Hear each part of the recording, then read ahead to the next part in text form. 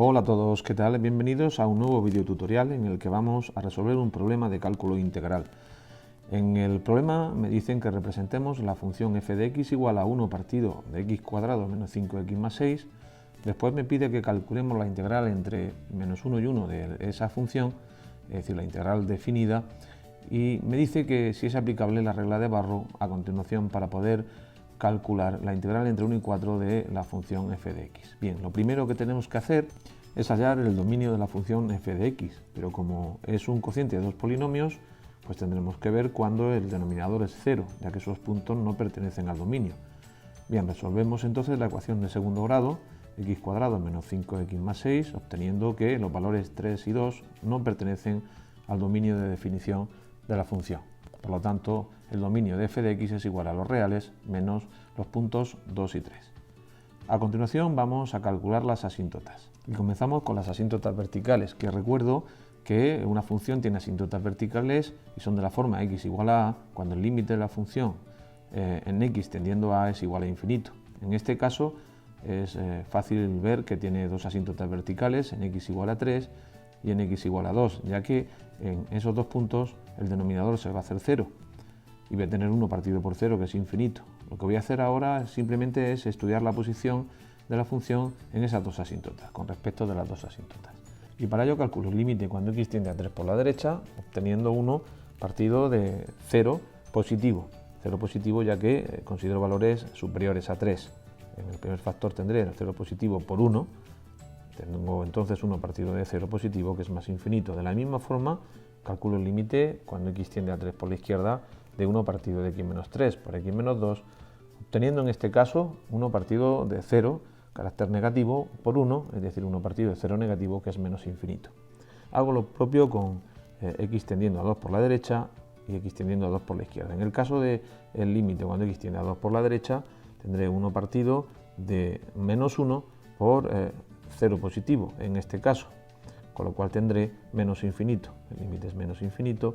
De la misma forma, calculo el límite cuando x tiende a 2 por la izquierda de 1 partido de x menos 3 por x menos 2, obteniendo 1 partido de menos 1 por 0 por la izquierda, 0 negativo, ¿vale? Por lo tanto, tendré más infinito, el valor del límite.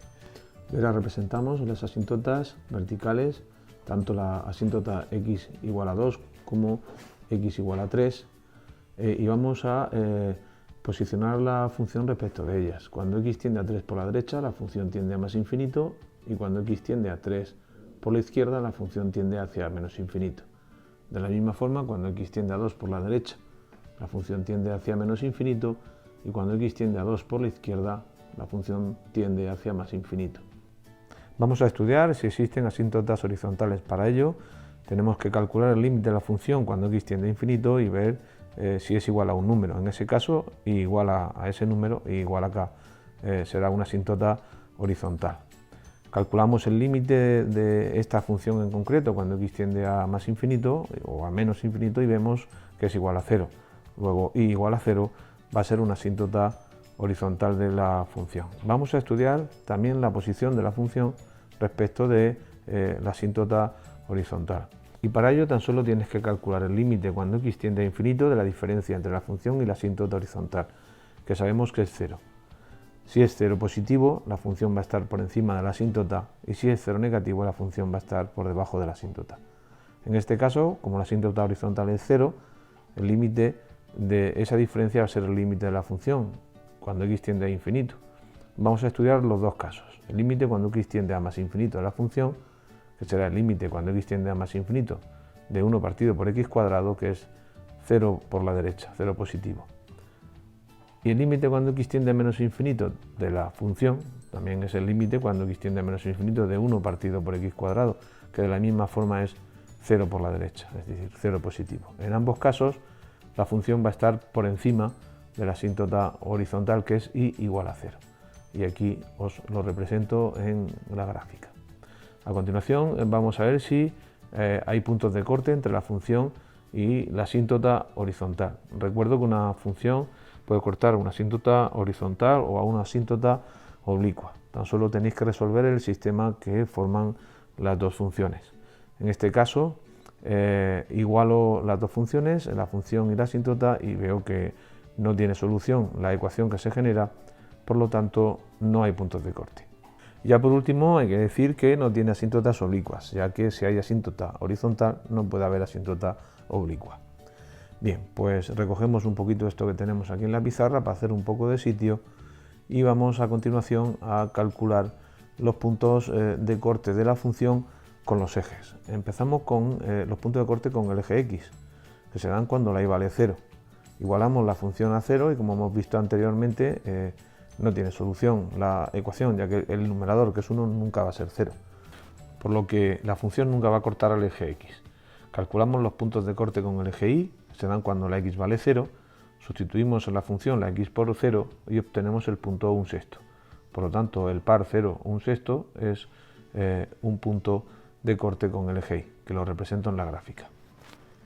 Estudiamos también la monotonía de la función y la existencia de si tiene máximos y mínimos la función. Para ello tenemos que hallar la derivada de f de x, es la derivada de un cociente, por lo tanto tengo la derivada del numerador por el denominador sin derivar, menos el numerador sin derivar por la derivada del denominador, que es 2x menos 5. Dividido todo entre el denominador elevado al cuadrado. Arreglamos esta expresión teniendo 5 menos 2x partido por x cuadrado menos 5x más 6 al cuadrado.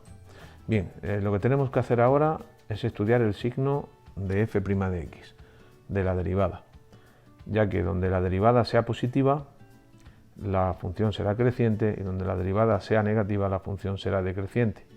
Y para estudiar el signo de la derivada tenéis que calcular las raíces tanto del numerador como del denominador, que no se os olvide, ya que es un cociente de dos polinomios. La raíz de 5 menos 2x es 5 medios, y las raíces de x cuadrado menos 5x más 6, las hemos calculado antes, son 2 y 3. Representamos los tres números en la recta numérica y observamos que esta se queda partida en 4 trozos. Cogemos un valor para cada uno de los trozos y vemos que, por ejemplo, para x igual a 0 en el primer trozo, la derivada va a ser positiva, por lo tanto la función va a ser creciente. En x igual a 2, por ser una raíz del denominador, la derivada no existe. Que no se nos pase que es una asíntota vertical, x igual a 2. Cogemos el valor x igual a 2,1 entre 2 y 5 medios y sustituimos en la derivada de la función. Y vemos que la derivada es positiva. La derivada de la función es positiva, pues la función va a ser creciente. En 5 medios, como es una raíz del numerador, la derivada va a ser 0. Ahora cogemos un valor entre 5 medios y 3, por ejemplo, el 2,6. Sustituimos en la derivada de la función, vemos que me sale negativa, con lo cual la función va a ser decreciente. Y en x igual a 3 tenemos una raíz, como hemos visto, del denominador de la derivada, por lo tanto la derivada no va a existir. Recordar que es una asíntota vertical.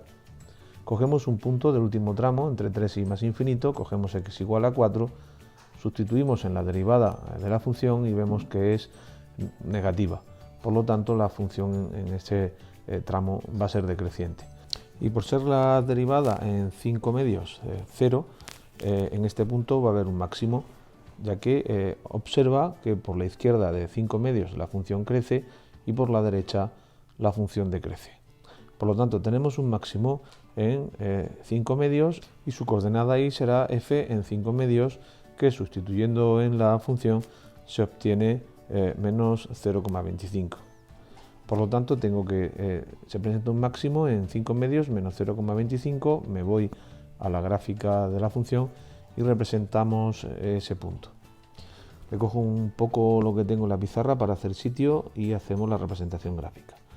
La función viene de pegarse a la asíntota horizontal igual a 0, corta el eje y en el punto que hemos calculado y se dirige hacia más infinito cuando x tiende a 2 por la izquierda. Cuando x tiende a 2 por la derecha, en la asíntota vertical, la función viene de menos infinito, va hasta el máximo y vuelve otra vez a irse hacia menos infinito, pegándose a la asíntota vertical x igual a 3 por la izquierda. Y por la derecha del 3, de la asíntota vertical x igual a 3, la función viene de más infinito va decreciendo y se va pegando a la asíntota horizontal y igual a 0. Y esta sería la representación gráfica de la función. En el siguiente apartado me dice que calculemos la integral definida entre menos 1 y 1 de la función de f de x diferencial de x. Pero esto no es ni más ni menos que el área definida por la función, las rectas x igual a menos 1 y x igual a 1 y el eje OX. En definitiva, es el recinto cerrado que os estoy representando, que voy a colorear en el plano, y esta sería el área que vamos a calcular, que es la integral definida entre menos 1 y 1 de la función. Para hallar esa integral definida, lo primero que tenemos que hacer es calcular una primitiva de esa integral, y para ello voy a hallar la integral indefinida de 1 partido de x cuadrado menos 5x más 6. Observa que tenemos una integral racional donde el grado del numerador es menor que el grado del denominador, por lo tanto voy a descomponer esa fracción algebraica con suma de fracciones simples. Con lo que se me queda que 1 partido de x menos 3 por x menos 2 es igual a a partido de x menos 3 más b partido por x menos 2, con a y b desconocidos, coeficientes que queremos calcular. Sacamos el mínimo común múltiplo de los denominadores, es x menos 3 por x menos 2, ajustamos los numeradores y ahora el denominador del miembro izquierdo se me va a ir con el denominador del miembro derecho, quedándoseme la expresión de esta manera, es decir, 1 igual a por x menos 2 más b por x menos 3. Le doy a x el valor 2 y obtenemos el valor de b vale menos 1, y a x le doy el valor 3 y obtenemos el valor de a, siendo a igual a 1. Por lo tanto, tengo que esa integral de 1 partido de x cuadrado menos 5x más 6 es igual a la integral de 1 partido de x menos 3 más menos 1 partido por x menos 2. Como es la integral de una suma, será la suma de las integrales, es decir, la integral de 1 partido por x menos 3 diferencial de x, sacamos el menos fuera, menos la integral de 1 partido de x menos 2 diferencial de x.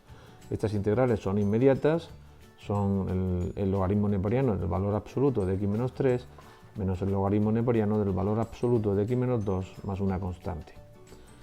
Como es la diferencia de logaritmos, tendré el logaritmo neperiano del valor absoluto de x menos 3 partido de x menos 2 más una constante. Ya estaría calculada, resuelta la integral indefinida. Bien, cogemos esta primitiva y la voy a utilizar para aplicar la regla de Barrow, que me dice que la integral definida entre menos 1 y 1 es igual a la diferencia entre la función primitiva en el extremo superior, en 1, menos la función primitiva en el extremo inferior, en menos 1.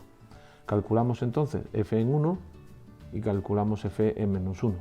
Para ello utilizamos la primitiva que hemos calculado, el logaritmo neperiano del valor absoluto de x menos 3 partido por x menos 2, y sustituimos en el primer caso la x por 1, teniendo el logaritmo neperiano de 1 menos 3 partido de 1 menos 2, menos la función primitiva en menos 1, es decir, tendré el logaritmo neperiano de menos 1 menos 3 partido de menos 1 menos 2. Y eso es igual a logaritmo neperiano de 2 menos el logaritmo neperiano de 4/3. Utilizamos la calculadora para hallar esa diferencia de logaritmos, obteniendo aproximadamente 0,41. Serán unidades cuadradas, ya que se trata de una superficie. La superficie es determinada por la función, el eje x y las rectas x igual a menos 1 y x igual a 1. Y en el último apartado del ejercicio me pide, ¿es aplicable la regla de Barrow para calcular la integral definida entre 1 y 4 de la función? Pues hay que decir que no es aplicable la regla de Barrow en esta situación para calcular la integral definida entre 1 y 4 de la función, ya que una condición indispensable es que la función sea continua en el intervalo de integración. En este caso sea continua la función entre 1 y 4, pero observar que la función no es continua en ese intervalo, ya que presenta dos puntos de discontinuidad, que son x igual a 2 y x igual a 3, que son las asíntotas verticales que hemos estudiado. Espero que os haya servido el ejercicio. De ser así, os agradecería un like y que os suscribáis al canal. Muchas gracias y hasta la próxima.